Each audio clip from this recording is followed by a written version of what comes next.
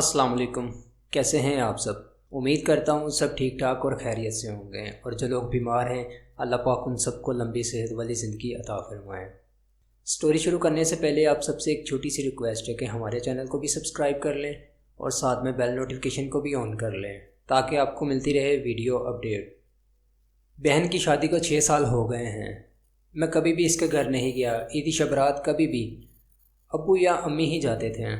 मेरी बीवी एक दिन मुझे कहने लगी, आपकी बहन जब भी आती है इसके बच्चे घर का हाल बिगाड़ के रख देते हैं, खर्चा डबल हो जाता है, और तुम्हारी माँ हमसे छुप छुपा कर इसको कभी साबुन की पेटी देती है और कभी कपड़े और कभी सरफ के डब्बे और कभी कभी तो चावल का थैला भर के भी दे देती है। अपनी माँ को बोलो ये हमारा घर है, कोई खैरात सेंटर नहीं। मुझे बहुत गुस्सा आया। मैं मुश्किल से खर्च पूरा कर रहा हूँ और माँ सब कुछ बहन को दे देती है।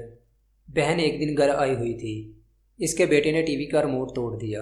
मैं माँ से गुस्से में कह रहा था, माँ बहन को बोलो यहाँ ईद पे आया करे बस, और ये जो आप साबुन सरफ और चावल का थैला भर के देती हैं ना, इस सब को बंद करें।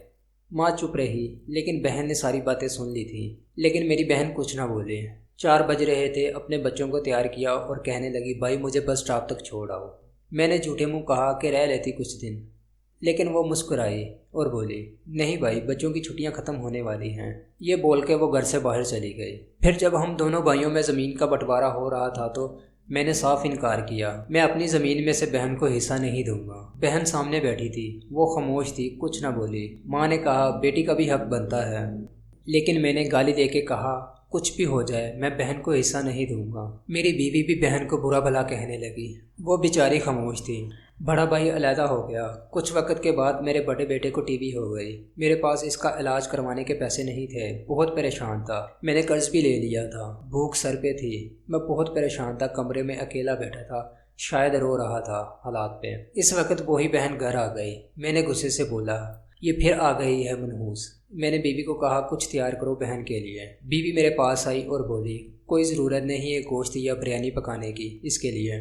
फिर 1 घंटे के बाद वो मेरे पास आई। भाई परेशान हो?